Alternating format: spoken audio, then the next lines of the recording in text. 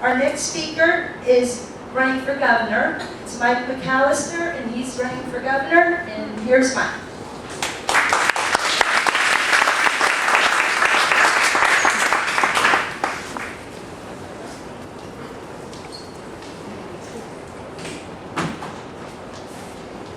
They won't leave that in the back. Okay, everybody sit and say, who are you, right? Yeah. I'm not the guy on TV. I'm not the two guys on TV. But I am the first name on the Republican ballot for the governor of Florida. We're kind of running a grassroots campaign. I want to thank you all for letting me be here tonight. I'm honored and privileged to be here, and I'm honored and privileged to be running for the governor of your state. I'm here for us to share concerns. You have questions, I have questions. I don't know everything, trust me. And I have found, and I travel the whole state. Last Monday night, what day is this? Wednesday? Okay, Monday night I was in Ocala, Thursday, Friday, Saturday. I was in the Panhandle. Every night we go somewhere. We've been all around the state, focusing mostly on Tea Party groups. Just 35-second background on me. I'm kind of an in-the-trench guy, but I have what we think is the best resume of the three. We're not out to sling. We think electing our leaders shouldn't be about throwing mud and taking money and going on TV. That's not what we do. I also am an educator.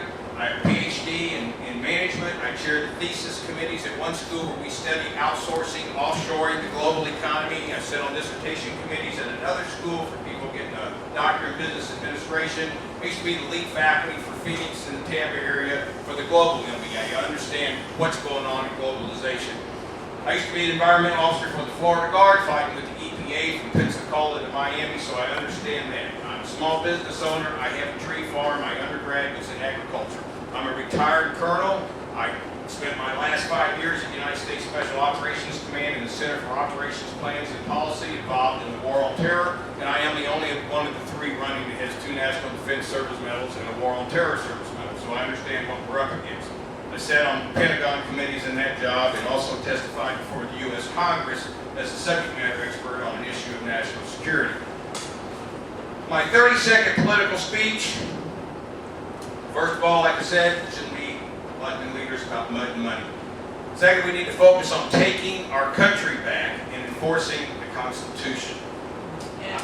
Okay? I know for me, how many military veterans do we have in the audience? I'm just curious. Okay? Let there never be any doubt. You are the nation's heroes, as are your families. And I salute all of you.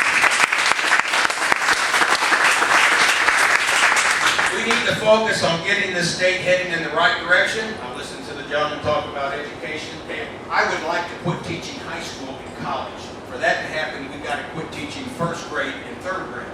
Okay? Look at the FCAT scores.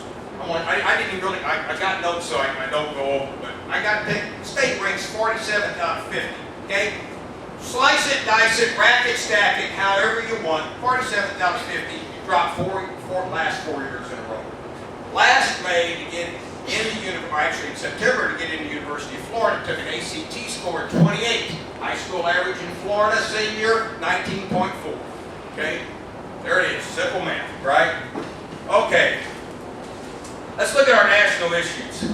I got some ideas. How about number one, we take Agenda 21 and we throw it in the trash can. What do you think? Do you all agree with that?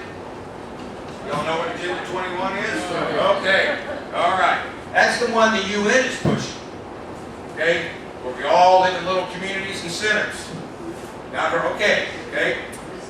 How about cap and trade? Have you heard of that one? Okay. Why don't we throw that one in the trash can also? Okay.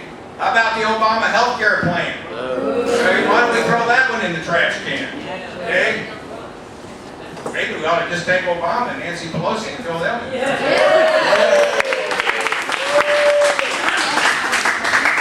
We need to get the federal government out of running state business. Now, I'm the only one here tonight running statewide, so I got to get around about 67 counties. But federal government really is responsible for U.S. national security, okay, and guarding our borders. Okay? Yeah. Now, maybe 1 out of 2, all right? But it's a problem, and we've got to deal with it. But we need them out of our state business. I look at the situation with guarding our borders, and I am traveling the whole state. Folks, it's a problem. There's one recent study that came out saying it's costing us $300 million a year just to pay for the services and the lost economy that we're having because of illegal immigration. I mean, it's an issue, we need to resolve it. I look at how are we going to do that? Well, how about a sign at the state line? Everywhere it comes in, it says, warning, you're entering a 10th Amendment owned and operated state, and it's enforced with the Second Amendment. Okay? Yeah.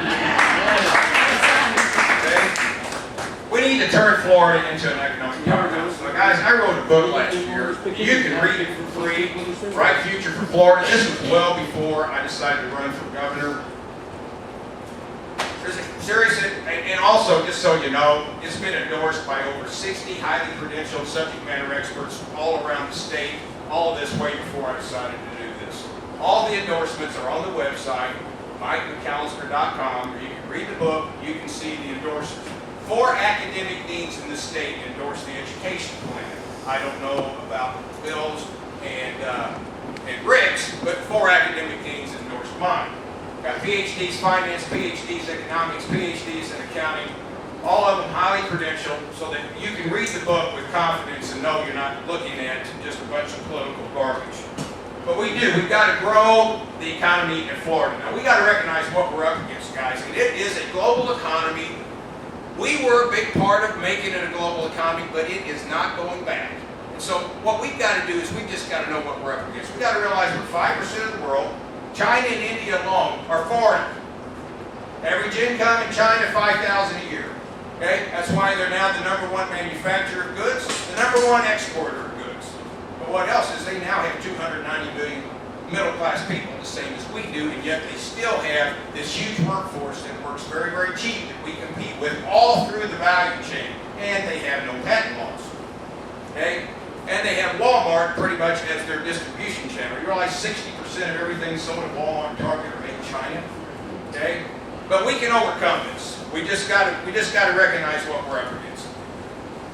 Everybody running for office likes to talk about fiscal accountability and responsibility in government. And my 2 competitors, and I'm listening to these guys talking my hearts out to you, my 2 have spent $50 million. Okay? I hope if one of those win, and I don't, although I do hope I win, that they run our state government with better fiscal responsibility and lower government, so to speak, than they're doing their campaigns. We do definitely have to create an environment in this state that's conducive to bringing jobs and industry here. Guys, it's Florida competing with the rest of the U.S., competing with the world. We've got to have lower taxes. There's no question about it. We've got to have fewer lawsuits. We've got to be able to offer these industries perks and advantages that compete with what other people are giving. Now, last night, I was in Tampa, and I was listening to the commissioners all speak. They want to bring jobs to Tampa as the commissioners. Every commission in Florida, and every mayor in Florida is trying to bring jobs to their city. Let me tell you, every governor in Florida, every governor in the United States is trying to bring jobs to their state. So we just got to realize it's not just that we can just create them. You know, one guy's talking about, I created a bunch of jobs. Yes, but he was in the hospital industry, and the last time I looked, when I was doing my global research, China was not building hospitals and shipping them to Florida. Okay? So he doesn't compete in that. Many of you all do.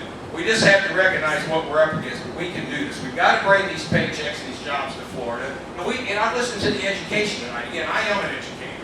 And yes, we've got to do that. And it is, seriously, we have got to integrate the entire system of education, job training and placement, industry, and bringing jobs to Florida all together. Okay? We have to recognize it. And to really fix education, at least when you're teaching at the college level like me and they still can't write a paragraph, what we're realizing is we've got to upgrade the curriculum.